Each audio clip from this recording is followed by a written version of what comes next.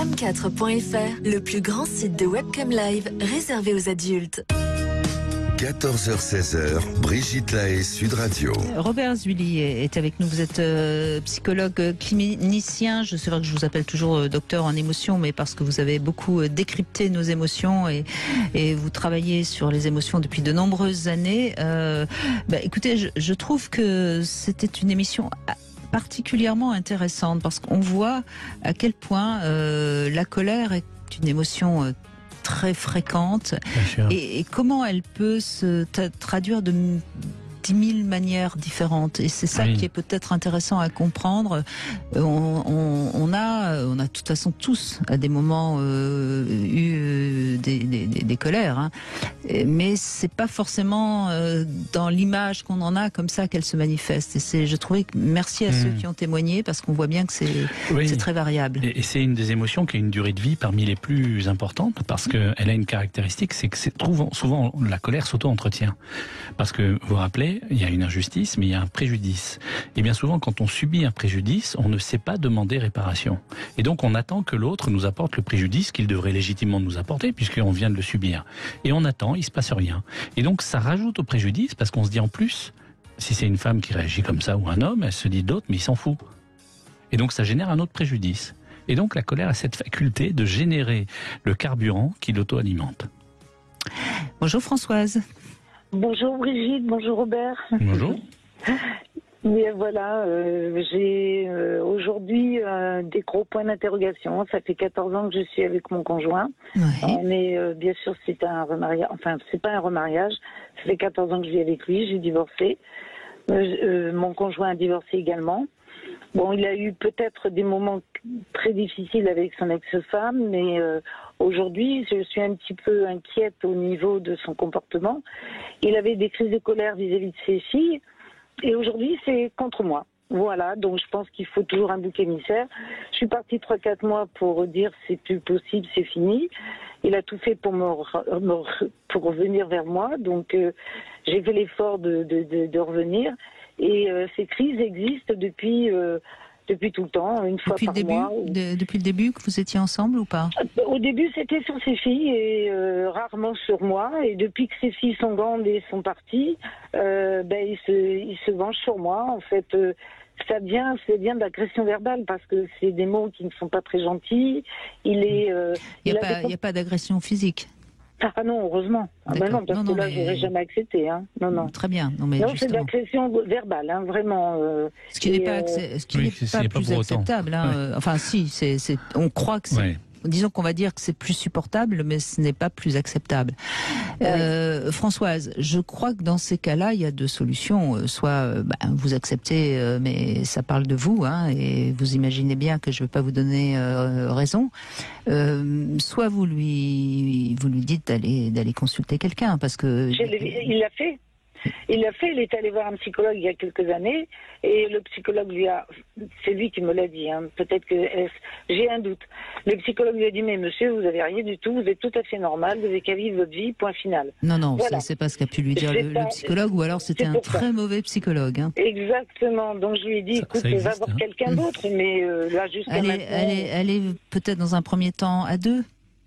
Moi, c'est ce que je lui ai proposé. Mais il trouve des excuses en me disant j'ai pas le temps, on verra plus tard. Bon, et là, Françoise, il y a Oui. Est-ce qu'il vous aime?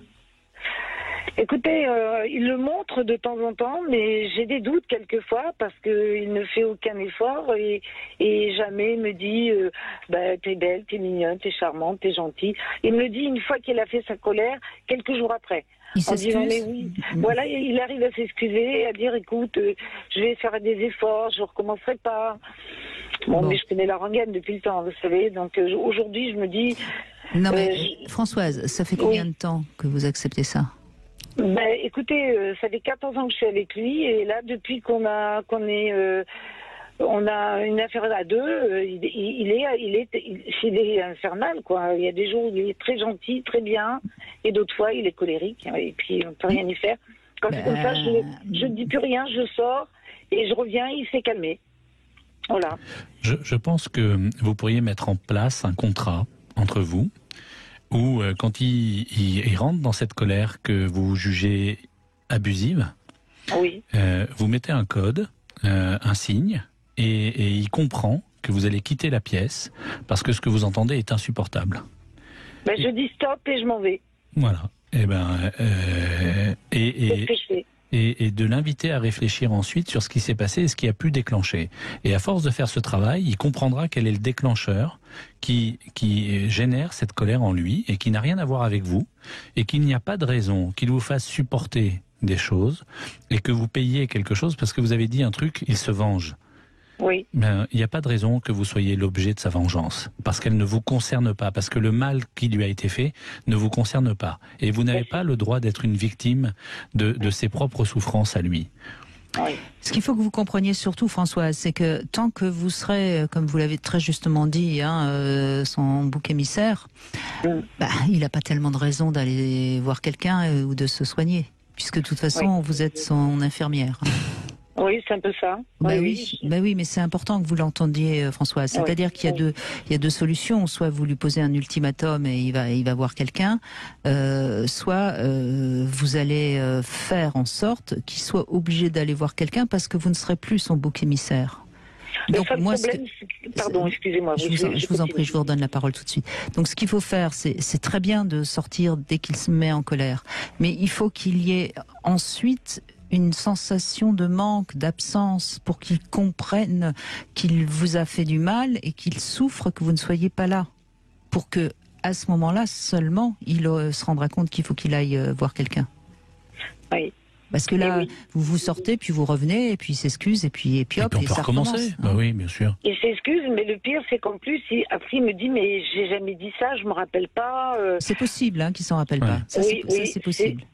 C'est possible parce que c'est des crises où il est complètement, mais on a l'impression qu'il est complètement hors de son corps. Il sort les paroles comme ça, mais tout, il est vomi, quoi. C'est le moment de le dire. Et il sort n'importe quoi. Oui, il est en transe, on pourrait dire qu'il est en transe. Oui. On a l'impression qu'il a deux personnages différents en lui, quoi. Vous avez peur quand il est comme ça? Ça m'est arrivé, maintenant non. C'est fini. Quand je vois qu'il est trop en colère, je lui dis stop. Ouais. Mais vous partez trop tard déjà. Je pense qu'il faut sortir beaucoup plus tôt. Il faut sortir à la seconde même où vous voyez que c'est en train de déraper. Oui, ben voilà, c'est ce que je devrais faire. Oui. Et bien écoutez, c'est bien d'en parler parce que...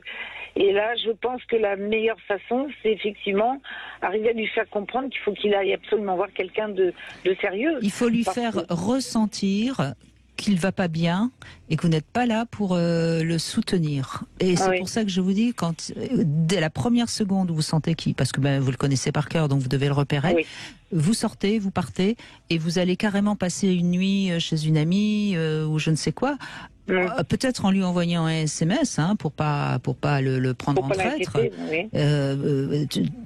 Je ne veux plus subir ça, je reviendrai demain.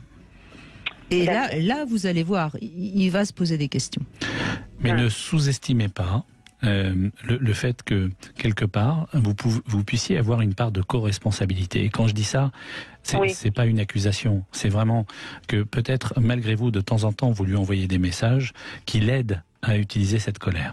Donc il y a peut-être aussi une part de co-responsabilité, et si vous identifiez ça, ça vous aidera aussi peut-être à anticiper et à éviter de le confronter à ça. Et il y a 9 chances sur 10, Françoise, que ça vienne de sa maman, cette histoire. Encore la mère. Ben oui, non mais ça a été ses filles, maintenant c'est vous. Bon. Oui, vous payez quelque chose pour les autres. Mais c'est pas à vous de payer.